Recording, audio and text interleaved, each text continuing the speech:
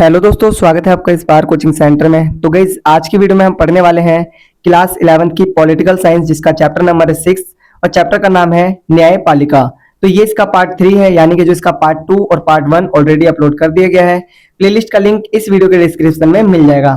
तो आइए स्टार्ट करते हैं वीडियो को। उससे पहले बता दूं, आपको जिस तरीके से यहाँ पर पॉलिटिकल साइंस करवाया जा रहा है, उसी प्रकार से आपको जियोग्राफी, हिस्ट्री और आपको फिजिकल एजुकेशन, हिंदी, इंग्लिश भी करवाया जाएगा। तो बहुत जल्दी आपको वो सारी वीडियोस भी मिलने स्टार्ट हो जाएंगी। ये मेरा फोन नंबर है, इस नंबर पर कॉल करके आप पीडीएफ रिलेटेड कोई भी इशू हो तो उसको सॉल्व करवा सकते हैं। सेशन रहने वाला है 2026 से 27 और बुक है आपकी फर्स्ट। तो आइए स्टार्ट करते हैं। अभी तक चैनल को सब्सक्राइब नहीं करा है तो चैनल को सब्सक्राइब कर लें, साथ ही साथ बेल आइकन हिट कर लें ताकि आने वाली हर वीडियो का नोटिफिकेशन आपको सबसे पहले मिल सके इजीली। तो आइए स्टार्ट करते हैं वीडियो को। तो देखिए, क्वेश्चन नंबर है 20th। सर्वोच्च न्यायालय किस प्रकार अपील का सबसे बड़ा न्यायालय है, वर्णन कीजिए। तो भाई देखो, बता रखा है किस तरीके से। तो आंसर ऐसे लिखना है आपको। जब भी 6 नंबर या 4 नंबर का क्वेश्चन लिखे तो आंसर स्टार्ट करने से पहले ऐसे एक लाइन होनी चाहिए, ठीक है। सर्वोच्च न्यायालय भारत का सर्वोच्च अपीलीय न्यायालय है, इसके संबंध में मुख्य बातें हैं, ठीक है। तो बता रखा है, पहला, दीवानी मामलों में उच्च न्यायालय के अंतर्गत निर्णय के विरुद्ध निर्धारित परिस्थितियों में सर्वोच्च न्यायालय में अपील की जा सकती है। अब देखो, बता रखा है जो दीवानी मामले होते हैं, ठीक है, उनमें क्या हो सकता है कि उच्च न्यायालय ने जो भी फैसला सुनाया है उसके अंतर्गत क्या कर सकते हैं, आप अपील कर सकते हैं किसमें, सर्वोच्च न्यायालय में, ठीक है। नेक्स्ट आपका सेकंड, फौजदारी मामलों में भी उच्च न्यायालय के कुछ निर्णयों के विरुद्ध सर्वोच्च न्यायालय में अपील की जा सकती है। अब देखो, फौजदारी के मामले जो होते हैं उनमें भी अपील की जा सकती है, लेकिन ऐसा नहीं कि हर मामले में, कुछ मामले हैं, ठीक है, कुछ में आप अपील कर सकते हैं। तीसरा है, संवैधानिक मामलों में भी सर्वोच्च न्यायालय अंतिम अपीलीय न्यायालय के रूप में कार्य करता है। देखो, संवैधानिक जो मामले होते हैं ना, मतलब संविधान से रिलेटेड, उनमें भी जो अपीलीय क्षेत्र है ना, अपीलीय न्यायालय जो सर्वोच्च न्यायालय है, उसमें भी आप अपील कर सकते हैं, ठीक है। चौथा है, सर्वोच्च न्यायालय के निर्णय देश की सभी अदालतों पर बाध्यकारी होते हैं और सामान्यतः इसके निर्णय के विरुद्ध कोई अन्य न्यायालय अपील नहीं सुनता। अब वो जो सर्वोच्च न्यायालय का जो निर्णय होता है ना भाई, वो सर्वोत्तम होता है। उसको ना कोई भी मतलब बाध्यकारी, कोई भी ना, मतलब सभी बाध्यकारी होते हैं मानने के लिए, मतलब सभी को मानना ही पड़ेगा, ठीक है। और इसके निर्णय के विरुद्ध ना कोई जा ही नहीं सकता, ठीक है। निष्कर्ष देख लीजिए आप। इसलिए सर्वोच्च न्यायालय को भारत का अंतिम और सर्वोच्च अपीलीय न्यायालय कहा जाता है। इसीलिए क्या कहा जाता है कि भाई जो सर्वोच्च न्यायालय ना, उसका जो उसने जो ऑर्डर दे दिया ना भाई, वो ही माना जाएगा, ठीक है। उसके खिलाफ तो कोई न्यायालय भी नहीं जा सकता, ठीक है, चाहे वो अधीनस्थ न्यायालय हो चाहे कोई और न्यायालय हो। नेक्स्ट क्वेश्चन नंबर 21, न्यायपालिका से क्या तात्पर्य है, भारत में न्यायपालिका की स्वतंत्रता स्थापित करने के लिए क्या व्यवस्थाएं की गई हैं। अब देखो, सबसे पहले बताना है हमें कि जो न्यायपालिका होती है वो होती क्या है। देन हमें बताना है कि जो भारत में जो न्यायपालिका है ना, उसकी स्वतंत्रता स्थापित करने के लिए क्या व्यवस्थाएं की गई हैं। भाई 6 या 4 या 2 मार्क्स का क्वेश्चन पेपर में आ सकता है। मैं सजेस्ट करूंगा कि 6 मार्क्स का पढ़ के जाएं, क्योंकि 2 और 4 का तो आप इजीली लिख देंगे अगर आपको 6 मार्क्स का आता है तो, ठीक है। तो चलिए आंसर देखते हैं। तो देखिए, पहला दिखा रखा है कि आंसर को शुरू कैसे करना है। न्यायपालिका एक ऐसी न्याय करने वाली संस्था है जिसमें न्यायाधीश बिना भय और भेदभाव के न्याय करता है, उसे न्यायपालिका कहते हैं। मतलब न्यायपालिका क्या है, एक ऐसी संस्था है जिसमें जो न्यायाधीश होता है वो बिना किसी डर, बिना किसी भेदभाव के क्या करता है, न्याय करता है। इसे ही हम क्या कहते हैं, न्यायपालिका कहते हैं। तो देखो, भारत में भाई जो न्यायपालिका है उसकी स्वतंत्रता के लिए क्या किया गया है। तो देखो, न्यायपालिका की स्वतंत्रता को बनाए रखने के लिए संविधान में निम्नलिखित प्रावधान है। देखो, जो न्यायपालिका है उसकी स्वतंत्रता को बनाए रखने के लिए क्या है कि संविधान में बहुत सारे प्रावधान किए गए हैं।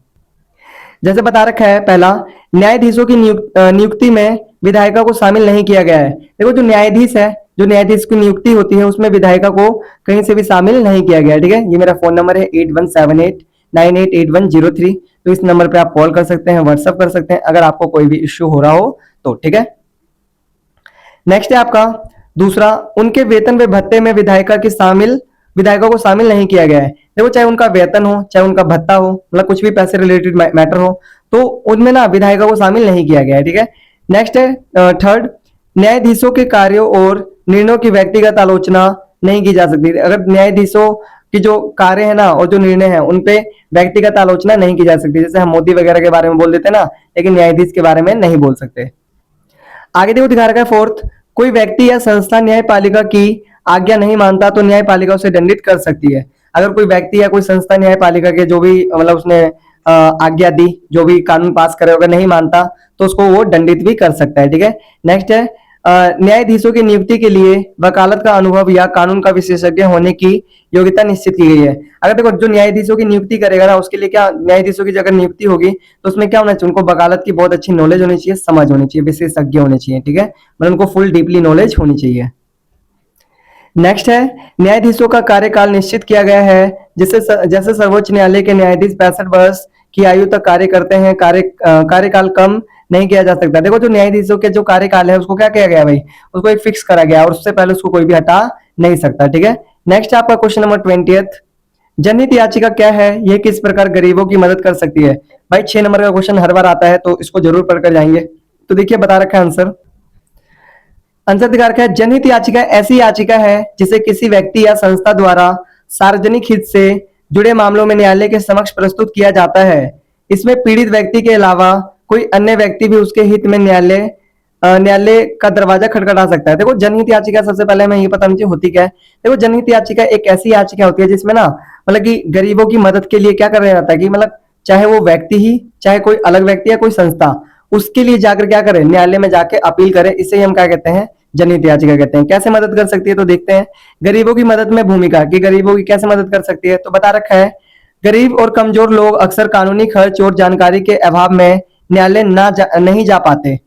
देखो जो गरीब लोग होते हैं, एक तो वो अशिक्षित भी होते हैं, दूसरा उन पे पैसे नहीं होते, जानकारी कम होती है, तो उनके लिए क्या करती है, जो संस्था वगैरह होती है, कोई व्यक्ति होता है तो वो क्या करता है, उनके लिए क्या कर देता है, जाके मतलब कि जनहित याचिका दायर कर देता है, ठीक है। दूसरा, जनहित याचिका के माध्यम से कोई सामाजिक कार्यकर्ता या संस्था उनके मौलिक अधिकारों की रक्षा के लिए न्यायालय जा सकता है। अब देखो जनहित याचिका के द्वारा क्या करेगा कि कोई भी व्यक्ति या फिर कोई संस्था क्या करेगी, किसी व्यक्ति के मौलिक अधिकारों की रक्षा के लिए न्यायालय जा सकती है, ठीक है। तीसरा, ये बंधुआ मजदूरी, शोषण, बाल मजदूरी और जेलों में अमानवीय परिस्थितियों जैसे मामलों को न्यायालय तक पहुंचाने में मदद करती है। मतलब इनमें कौन कौन से मुद्दे होते हैं, जैसे बंधुआ मजदूरी होगी, शोषण हो गया, बाल मजदूरी होगी, जेलों में अमानवीय मतलब कि जेलों में बहुत बेकार तरीके से रखा जाता है ना, तो उसके लिए भी क्या कर सकते हैं, उसके लिए भी हम जनहित याचिका दायर कर सकते हैं।